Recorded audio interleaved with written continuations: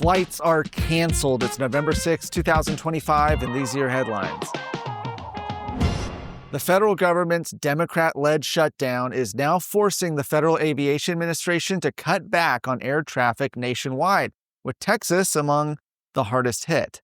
Transportation Secretary Sean Duffy announced that starting tomorrow morning, the FAA will reduce flights by 10% at 40 of the nation's busiest airports due to staffing shortages among air traffic controllers, many of whom are working without pay because of this shutdown. Of those 40 airports, 4 are located in Texas: DFW, Dallas Love Field, Houston's Bush Intercontinental, and Houston Hobby. Officials warn that while the reductions focus on major hubs, travelers across the state could still face delays or cancellations as the disruptions ripple through the national network.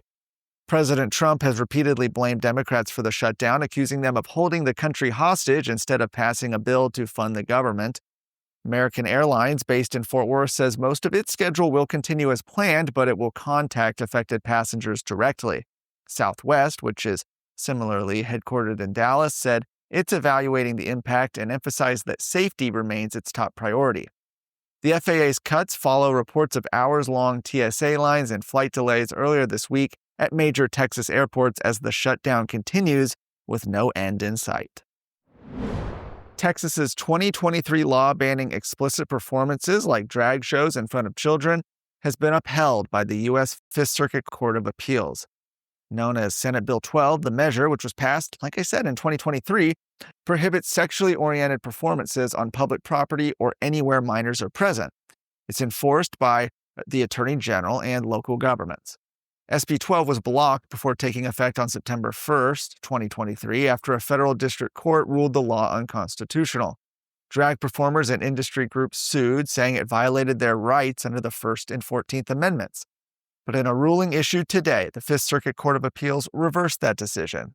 Writing for the court, Judge Kurt Engelhardt, a Trump appointee, said the plaintiffs lacked standing to challenge most of the law and failed to prove that Section 1, covering performances on public property, violated the First Amendment. Now, this ruling allows Texas to finally, after over 2 years, begin enforcing SB 12, marking a major victory for supporters who say it protects children from sexualized performances. Attorney General Ken Paxton celebrated the decision, calling it a victory for Texas families and for protecting children from obscene displays disguised as entertainment. But every day I run into something that I'm dealing with the county judge. Judge Bray recused himself, but as we'll soon see, he couldn't resist reinserting himself into the process. Signing notices, setting deadlines, accepting candidate applications, rejecting candidate applications.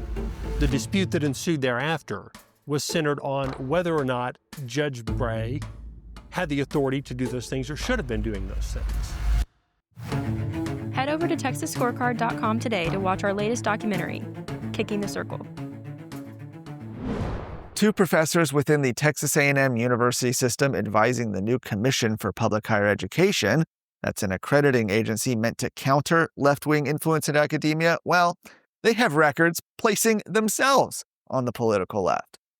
The Commission for Public Higher Education, or CPHE, was created this year by 6 state university systems, including Texas A&M, as a conservative alternative to the Southern Association of Colleges and Schools Commission on Colleges, which has faced accusations of ideological bias. Among documents obtained by Texas Scorecard are lists of faculty and staff representatives advising CPHE on accreditation standards. 2 of them, Ann Eggleston, an environmental science professor at Tarleton State University, and Andrew Klein, a geology professor at Texas A&M College Station, have both taken positions at odds with Texas's conservative direction. Eggleston has criticized President Trump's withdrawal from the Paris Climate Accords and leads an environmental consulting firm focused on compliance with those accords. Klein has defended shared governance and expressed concern over the Board of Regents' decision to eliminate an LGBTQ minor and low-performing programs. They joined Dr. James Hallmark, the vice chancellor of the university, who previously defended DEI policies and now serves on CPHE's board. Despite the commission's stated goal of restoring ideological balance, some conservatives are questioning whether Texas A&M's selections undermine that mission. For more of today's stories, go to TexasScorecard.com.